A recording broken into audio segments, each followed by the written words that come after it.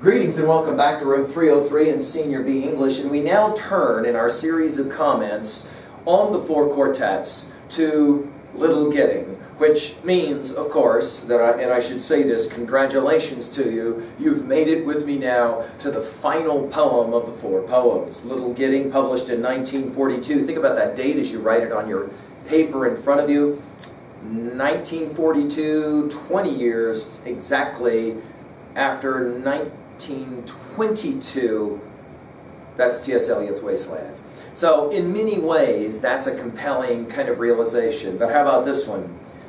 Here, not only do we finally have the culmination of Burnt Norton, East Coker, Dry Salvages, not only is this the most anthologized of the four of the poems, because many consider this the strongest. I mean, I've had students that say, who have studied these poems with me, after they finish Dry Salvages, they're like, how could anyone think that a poem can be any stronger than either of the three? And yet many scholars have said that that's what they feel like. This is the ultimate end. I will as well, though, tell you, and we'll come back to this, so you're ready for this? Little Gidding was the last poem that T.S. Eliot ever published in his life. Whoa! So that tells us something, right? I, however, argue that, you know, it's kind of like people ask me sometimes which one of Pete Jackson's films of the Lord of the Rings trilogy is the best one, and I'm like, you really can't answer it that way because they're a symphonic unit, right? They have to be seen in that way. And of course, we're talking about the extended versions. I would hope that we would all agree. Yes, yes. Here, I think that it's true that although, no question, Little Gidding is a phenomenal poem, it sits as the conclusion to the four quartets. And so as we get to the end of these lines, we're going to pay close attention to the ways in which those end lines don't just finish Little Gidding, but they also are conclusion to all of the ideas that have been worked with throughout the other three poems of the four quartets. Now, some have said, and I'm inclined and leaning in this position, especially after our study here of the four quartets, to argue that T.S. Eliot was probably the last poet, the last true great poet. And since then, all the rest of us, we just write poems. But we're not a poet, not in the way that T.S. Eliot was a poet. And I think Four Quartets, in many ways, is kind of the argument to that. I also feel, like I said to you at the beginning of our comments, that there is a clear trajectory, a line, a contiguous line, between, on the one hand, starting with Plato to St. Augustine to Dante, and then to Milton, and then on through Walt Whitman to the great T.S. Eliot. Well, I hope that you've been following our lectures. If you haven't, hit learnstrong.net, find that Senior B folder. For sure, look at the intro lecture on four quartets that I've given, as well as my lectures on Burnt Norton, East Coker, and the Dry Salvages. Also, I recommend that you do study my stuff on Wasteland, Holloman, and Prufrock as we get into this study. Just to remind, our learning theory, of course, says that we're constantly looking to connect new information to old information in meaningful ways. I hope that we've been able to do that in this series of talks, as we have done in other talks as well. Of course, we're going to do that through our reading, and again, I challenge you, as I've been challenging you, do your own reading of Little Gidding on your own first, and then come to my lectures to try and help you expand your understanding, right? Of course, we answer three questions when we're working with our levels of annotative work. At level 1, what does the text say? Summarizing. At level 2, what does the text mean? Here at 2A, themes, messages. At 2B, we're looking specifically now at rhetoric, not what Eliot says, but how he says it. We've been concentrating on two things at level 2B, haven't we? Symbols and the symbolism that's ever present. I mean, you could just say it's symbolic ubiquity all the way through, right? And then repetitions, or those echoes. My words echo in your mind, the opening lines of Burnt Norton. And those echoes are those repetitions. We're going to see so much of that in Little Gidding that I'm going to fight myself to not, on almost every line of Little Gidding, say, you know what, this is kind of a reference or an allusion back to, and then name one of the poems, and then provide lines to you. I'm going to do some of that. I have to, okay? Dude, I'm an English teacher after all. But I'm going to fight that, because those lines of Little Gidding, and I think this is why it's the most anthologized of all four of the poems, those lines in Little Gidding constantly are addressing earlier lines, the repetitions. Then at level 3, we ask the question, how can I relate to this? Because it doesn't matter if somebody like me or a talking head or somebody else tells you, this is great stuff and you should read it. That's not a reason in the end to adopt, however, these poems. It has to mean something to you. So at level 3A, we ask, can you relate to other texts? Of course, no question. As I just said, we're going to be relating Little Gidding back to the earlier 3 poems, but we're going to obviously make other references as well. And then finally at 3B, and this is the most important, isn't it? Can you relate it to yourself? I'm going to ask you at the very end of this lecture, at the conclusion of our study of 4 quartets together, I'm going to ask you, are there some ideas that resonate for you, that work for you, that challenge you? I've hopefully resurrected a few of those in the form of our conversations, and I hope that we continue to do that, right? Now, the place to start. I'm sometimes asked if I've got a lecture on Little Gidding, where do you begin? And this is where I'm going to begin. I'm going to use T.S. Eliot in our beginning as our end, and our end as our beginning. I'm going to go to the end of this poem. I'm going to go to lines 242 to 245, and I just want to read these for you. Obviously, we're going to explicate them later. We shall not cease from exploration, and the end of all our exploring will be to arrive where we started and to know the place for the first time. Well, I'm a firm believer that the way you become a good reader is to read. But I think that reading has got to be guided, and I think that reading has got to be close reading, and I think that reading has got to be informed and intentional reading. That is to say, conquering monkey mind, as we've talked about it in earlier lectures. And I really believe that your reading of Burnt Norton, and then East Coker, and then finally Dry Salvages, I think that reading and that study informs your reading of Little Gidding, which is why I often have students that will pick up, if they've done this work with me sequentially and intentionally, they will often say, well, Little Gidding is not that hard to read. About that, I would simply say, yeah, if you picked up Little Gidding without any of that prior knowledge, this would be a tough poem to read. But by the time we get here, if you've been working with all this other stuff with me, I really am convinced that you can. This is accessible poetry. You can get to it, and you can figure out what's going on. So we're going to. I'm hoping, that word wonder or curiosity is going to come back. I'm going to hope that you can engender that with me, and I hope that together we can take this journey now into the last great poem that T.S. Eliot ever published. If for no other reason, I think it's worthy of that. Now let's do some quick background information. If we're going to connect new information to old information, it helps to have what we call prior knowledge, right? So let's talk through that one. This one, Little Gidding, published September 1942. It was delayed for a year because of air raids on London. The Nazis are bombing the ever-living snot out of all of Great Britain, but certainly London. And Eliot's health, he had really bad health during this time as well. Those two things, by the way, probably did go together. Now, Little Gidding, and I hope that you Google image this because it's an amazing little church and a community there. It's a small Anglican community, okay, just north of London in Huntingdonshire. And it was a community that in the 17th century was established by Nicholas Ferrer, who was this amazing spiritual mind. The church itself was damaged during the English Civil War, going back to that notion of being between two wars, as the speaker Eliot, the Pilgrim Eliot, says in earlier lines for us. And of course, the fact that the church itself was burned and then had to be rebuilt, we're going to have lots and lots of emphasis on fire and on purgation, right? The patterns from the earlier poems here, I think, can help us. So let's make a quick chart in your notes that will build on the chart that we were playing with earlier, but let's do it again. Down the left-hand side, just put the 4 poems, Burnt Norton, East Coker, Dry Salvages, and of course the poem now, Little Gidding. And across the top, Section 1, Section 2, Section 3, Section 4, Section 5, just to be reminded.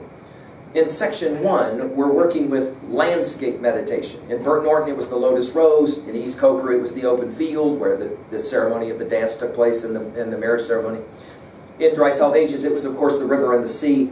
Here, it's going to be tongues of fire. So write that one down. Of course, theologically, we should point out that all 4 of these poems are emphasizing a different element of deity.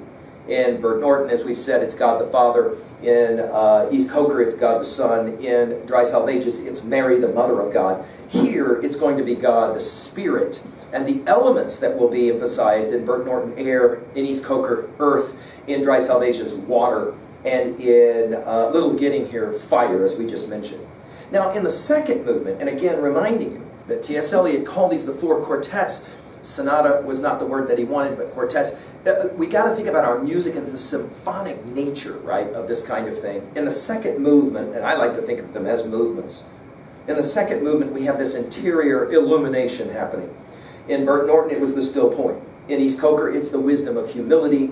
In Dry Salvages, it was the sudden illumination. Here, it's going to be strange, what we will call the compound ghost. There's going to be this ghost figure that shows up. You can almost think about Hamlet speaking with his father's ghost and all of that in Shakespeare's great play Hamlet. Okay.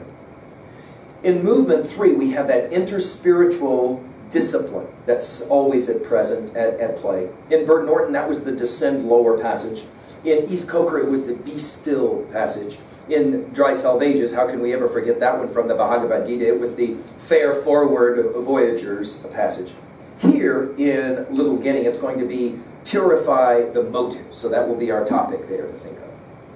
In part 4 of all of these poems, and many of you have reported that part 4 is your favorite part, maybe because it's the shortest, it's the most melodic at times, it's that lyric, it's that devotional lyric, that prayer.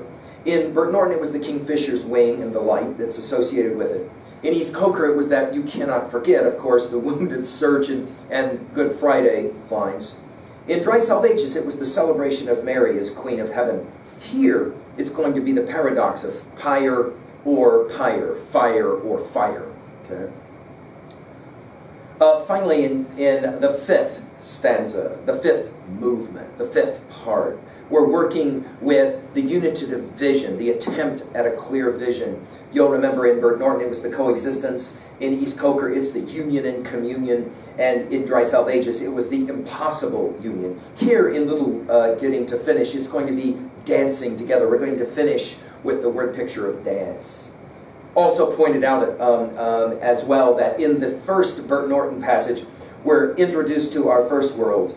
In the second passage poem of Coker, we're introduced to the old world. And then in Dry Salvages, the new world. And finally, in Little Gidding here, we will be introduced to between the two worlds. I hope that that one will play out for you, and I hope that schemata works for you, okay? Now, as we said, Little Gidding, north of London, in this obscure place. It's even hard to find today, although you can do it. And it is a site of pilgrimage for a whole lot of us who, for example, just love T.S. Eliot so much and love poetry in general. But to get there, you've got to go behind a farm next to a pigsty, and the tombstone of Ferrer is actually right there in the middle of the path. You literally got to walk around it to get inside this little tiny church. It's a way cool church where, I hope you Google image this, where benches are along the side, and you literally look at each other during any kind of service. You're not going to see very many people in that church either. Now, the serious challenges for T.S. Eliot kept this poem, as we've said, from being published. I think this makes sense for us because of health issues, the bombing, as we said. And he as well said in a couple of letters that he had some real fears, that he knew he needed to finish 4 quartets, and so he felt like maybe he was kind of pushing things a little bit, and the poetry wasn't as clean or as good as he would want it. Eliot, ever the master craftsman, 5 different drafts of this poem, way more than any of the other poems, okay, in 4 quartets, and 13 different typesets before this thing is finally published, as we said. And again, the last published poem. Now, we've got to pause here because we've said this in other lectures. Like, for example, when Shakespeare publishes Tempest in, 1611, right? Those lines of Prospero, many have said are actually Shakespeare saying farewell to his audience. Or we've mentioned, for example, in Milton's final writings of either Paradise Regained or Samson Agonistes. We said that in our Harvard Classics lectures about Milton, that, you know, there's always that challenge to leave, to say, okay, this is the last thing I'm going to write. So the great, I argue, the greatest poet of the 20th century, as he leaves his very last poem, we're going to pay attention to all the things that are going on, okay? Now, standing behind this poem, Little Gidding, and again, I hope you Google image it. I've already mentioned him, Nicholas Ferrer, this 1625 creating this first lay community. It's a small, obscure shrine, as we've said, that, you know, allows for a pilgrimage. And he built or constructed his community around the Book of Common Prayer, which, for my money, is some of the best, beautiful English prose ever written. I'm in good standing here. I think Eliot would have agreed with me on that. Also standing behind this poem and this set of lines are the metaphysical poets, especially John Donne and George Herbert. Go back to my lecture on valediction forbidding mourning with John Donne and get some sense of what we mean by those metaphysical poets. I'm going to give you a hint to remind you it has something to do with Plato, right? Finally, I think Little Gidding is, in many ways, going to be a fascinating study because the community itself was a community that in some ways tried to find compromise or middle way between the Puritan practice of Christian faith and, of course, the Church of England. That middle way, as we have said, gives us a sense of being between two wars, and I think I pointed that out to you already, right? Think of it this way. When this poem is being written and published, we're at the 300-year anniversary of the English Civil War. Think about what we said in regards to Milton and all of that in regards to the great epic poem Paradise Lost. But it's also the 3rd year of World War II. So, I mean, think about how, for Eliot, when he says between the wars, of course, we talked about between the wars, meaning that struggle or that tension, that Scylla and Charybdis-like struggle between those 3 major kinds of tensions in these poems, the political, the literary, and then finally the spiritual. All of that is important to to our background here. And finally, Eliot himself will visit this area, and especially the church at Little Gidding, in 1936. The church being rebuilt in the 19th century because of fire. And again, fire is going to play an important part in our poem. All right, let's go ahead and turn now to this amazing last poem. And we're going to follow our same protocol as we did in the others with the reading of Alec Guinness, that really brilliant reading from 1971. It's my favorite reading. I like it better with one exception, and I'm going to talk about it here. I like it actually better than even T.S. Eliot's reading of his own stuff. This one we're going to call the Tongues of Fire, okay? Tongued with Fire, okay, will be our intro. Lines 1 through 55, unless you're keeping your cumulative line understanding, and then it's line 626 to 680, okay? Okay, we're going to now go to the actual reading. The challenge here again, I'm going to challenge you. Conquer Monkey Mind. By this point in our study together, if you've been doing this well with me, you ought to be able now to hold on much longer and to read much more focused than you did when we first began this project. So here we go, Little Gidding, section 1. Midwinter spring is its own season, sempiternal, though sudden towards sundown, suspended in time between pole and tropic. When the short day is brightest with frost and fire, the brief sun flames the ice on pond and ditches, in windless cold that is the heart's heat, reflecting in a watery mirror a glare that is blindness in the early afternoon. And glow more intense than blaze of branch or brazier stirs the dumb spirit. No wind but Pentecostal fire in the dark time of the year. Between melting and freezing the soul sap quivers. There is no earth smell or smell of living thing. This is the springtime, but not in time's covenant.